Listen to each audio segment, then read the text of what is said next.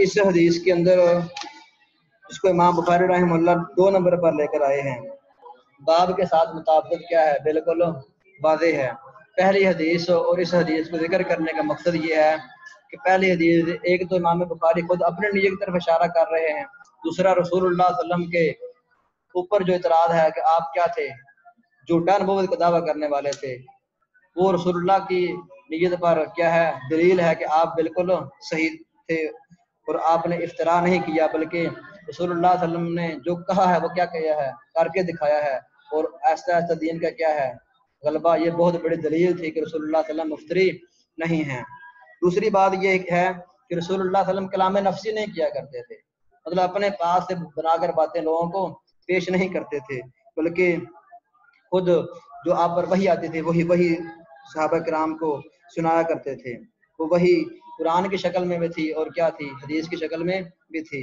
और वही बिलवास्ता जो जिब्रील अमीन के जरिए रसूलुल्लाह सल्लल्लाहु अलैहि वसल्लम पर वही आई है, उसका तज़किरा इस हदीस के अंदर किया गया है।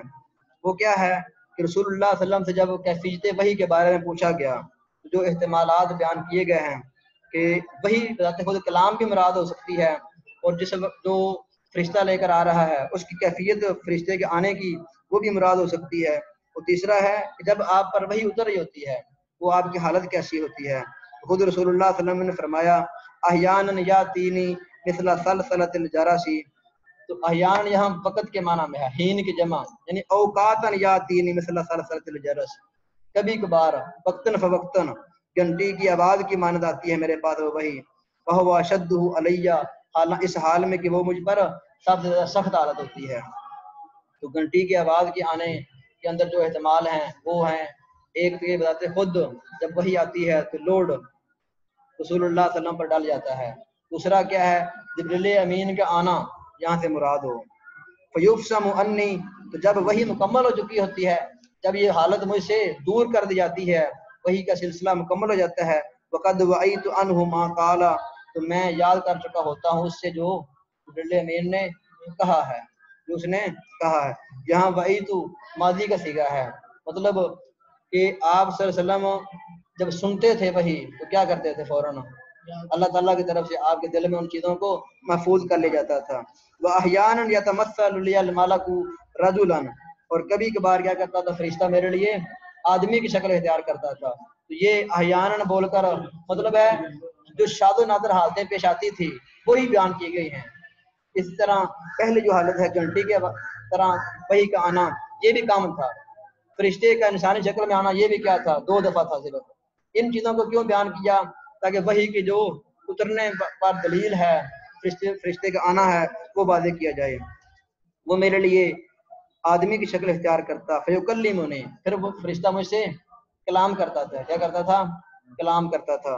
फ़अई मा यक़ूलु, तो मैं याद कर लेता था जो वो कहता था। आयशा रज़ियल्लाहु तआला अन्हा ने कहा, वलक़द रअयतु यनज़िलु अलैहिल वहयु फ़िल यौमि शदीदिल बर्दी। आयशा रज़ियल्लाहु तआला इसी कौल में साहब को जो लफ्ज़ है वह अशद्दु अलैया, उसकी थोड़ी तफसील बयान कर रही हैं कि मैं आपको हालत वही में देखती, जब आप पर फरिश्ता वही ला रहा होता या आपको सुना रहा होता, उस वक़्त क्या होता, सख्त सर्दी का दिन भी अगर होता तो वह इन्ना जबीना फसादु अरका, तो आपकी जो कनपटी है वो क्या बहा रही होती थी, पसीना बहा रही होती थी, मतलब वही का बोझ आप पर पड़ रहा होता था। तो ये बदुल वही, इमाम बुखारी रहमतुल्लाह ने इस हदीस से जो मसला अखज़ किया है वही का क्या था, आगाज था। क्या था, आगाज था कि आगाज में रसूलुल्लाह सल्लल्लाहु अलैहि वसल्लम पर क्या थी, वही बोझल थी, आप मुशक्कत उससे महसूस करते थे। तो मिन्हतुल बारी शरह सहीह बुखारी के अंदर और हाफिज इब्न हजर रहमतुल्लाह ने ये लुगात के मसले हल किए हुए हैं कि अल्फाज किस तरह पढ़ने हैं।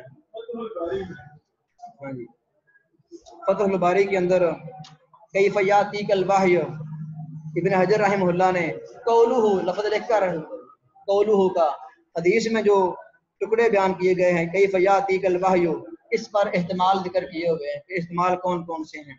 इस तरह अहयानन जमउ हीन युतलक अला कसीरिल वक्त व कलीलिही वल मुराद बिही हुना मुजर्रदुल वक्त, इसके आगे तफसील लिखी हुई है।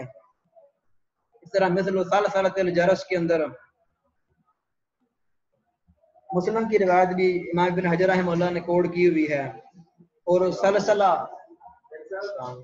سلسلہ کی تفصیل بیان کی ہوئی ہے.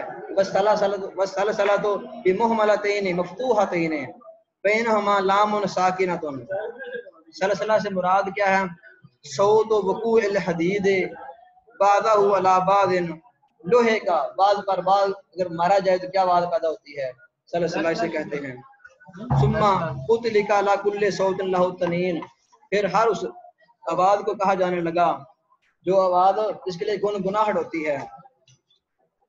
وَهُوَ أَشَدُّهُ عَلَيَّ، اس کے اوپر ابن حجر رحمہ اللہ نے فتح الباری جلد نمبر 1 صفحہ 26 پر یہ بات لکھی ہوئی ہے کہ یفہم منہ ان الوحی کلہ شدید، کہ وحی شروع سے لے کر آخر تک رسول اللہ صلی اللہ علیہ وسلم پر کیا تھی؟ سختی تھی. لیکن یہ جو صفت ہے سلسلۃ الجرس کی، آپ پر گھنٹی کی آواز آنا، یہ سب سے زیادہ سخت تھی، اس لیے اس کو پہلے بیان کر دیا. پھر یفسم، اس کے اوپر ابن حجر رحمہ اللہ نے لغات کا ذکر کیا ہوا ہے. وقد وعید عنہ ما قال، یہ جو حدیث کا لفظ ہے تو اس سے معنی بیان کیا ہوا ہے القول الذی جاء به، یہ وہ بات مراد جو فرشتہ لے کر آتا تھا میرے پاس. اس میں وقد وعید عنہ ما قال، رسول اللہ کی کیا ہے؟ بات کی نسبت ہے جبریل امین کی طرف، کہ میں اپنی بات نہیں کر رہا بلکہ وہی کہتا ہوں جو بات کی جا رہی ہے.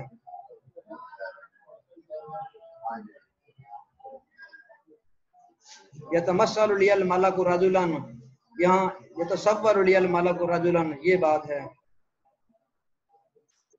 الملک اس سے عموماً دلائل کو دیکھا جائے تو مراد جبریل امین ہی ہیں اور کوئی نہیں ہے. فیکلمنی، اسی طرح یہ لفظ ہیں تو بعض نسخوں میں یہ لفظ فیعلمنی ہے، کیا ہیں؟ مجھے سکھاتے تھے یا مجھ سے کلام کرتے تھے. تو دونوں طرح ہی مقصود ایک ہے، رسول اللہ کا وحی بھیجنا، اس کو یاد کروانا.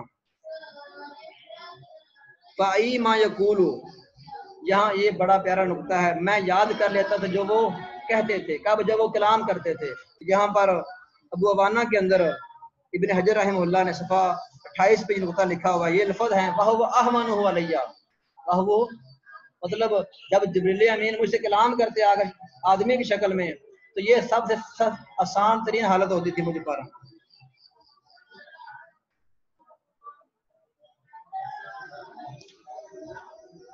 لیتفسد عرقاً، لیتفسد کا لفظ یہ فسد سے نکلا ہے.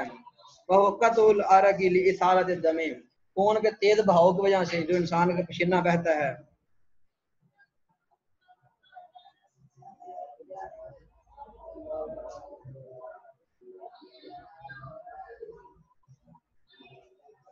تو یہ چند باتیں تھی جو ابن حجر رحمہ اللہ نے حدیث نمبر 2 کے بارے میں کی ہوئی تھی.